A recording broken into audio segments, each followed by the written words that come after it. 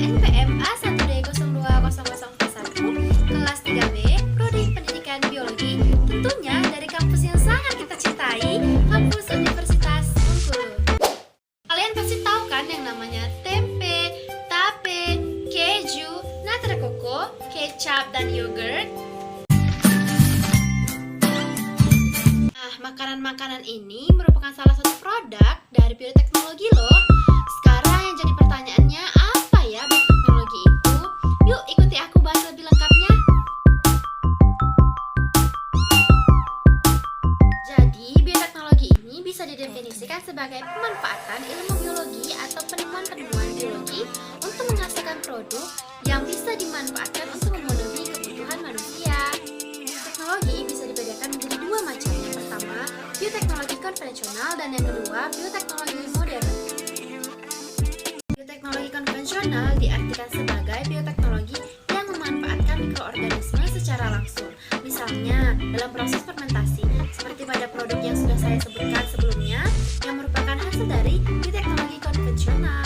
Sedangkan bioteknologi modern merupakan bioteknologi yang memanfaatkan ilmu biologi yang sudah lebih rumit, seperti contohnya rekayasa genetika.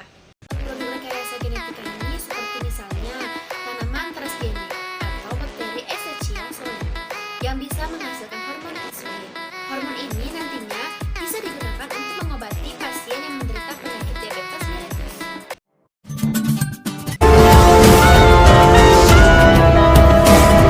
Fermentasi dalam bioteknologi konvensional bisa dibedakan lagi nih menjadi fermentasi alkohol dan fermentasi non-alkohol. Seperti namanya, fermentasi alkohol ini adalah fermentasi yang menghasilkan produk berupa alkohol. Sedangkan fermentasi non-alkohol dalam produknya tidak terdapat alkohol. Hasil dari fermentasi alkohol seperti misalnya tapai dan juga wine. Sedangkan untuk fermentasi non-alkohol produknya seperti tempe dan juga kecap. Produk tersebut dihasilkan dengan memanfaatkan mikroorganisme sesuai dengan produk yang diharapkan.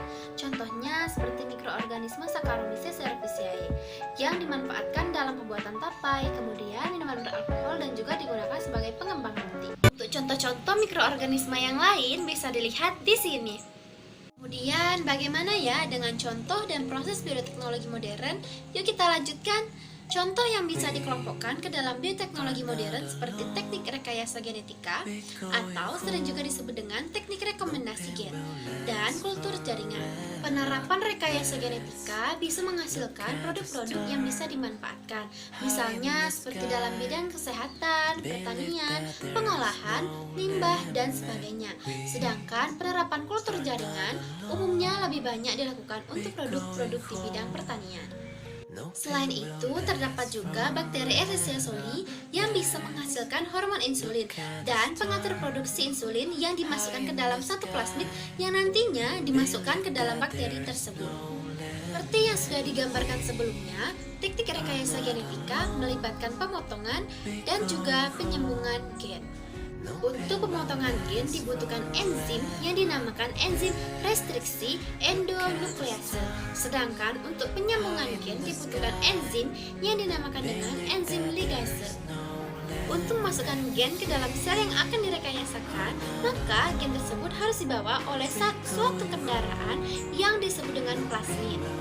Jadi, sebelum gen tersebut dimasukkan ke dalam sel yang akan direkayasakan, gen tersebut dimasukkan ke dalam plasmid terlebih dahulu. Untuk memasukkan gen ke dalam plasmid dipotong terlebih dahulu menggunakan enzim yang disebut tadi, yaitu enzim restriksi endonuklease. Lalu, selain tanaman transgenik yang sudah saya sebutkan sebelumnya, sudah banyak loh hewan transgenik yang sudah dihasilkan. Menarik sekali ya teman-teman contoh-contoh dari produk bioteknologi modern ini. Dan contoh lain dari penerapan bioteknologi modern adalah kultur jaringan. Kultur jaringan adalah suatu media perbanyakan tanaman ataupun juga sel hewan yang dilakukan dengan cara menumbuhkan sel atau jaringan tumbuhan atau hewan dalam suatu media buatan yang dikerjakan dalam laboratorium. Teman-teman, demikianlah pembahasan kita tentang bioteknologi. Semoga bermanfaat bagi kita semua. Terima kasih. Wassalamualaikum warahmatullahi wabarakatuh.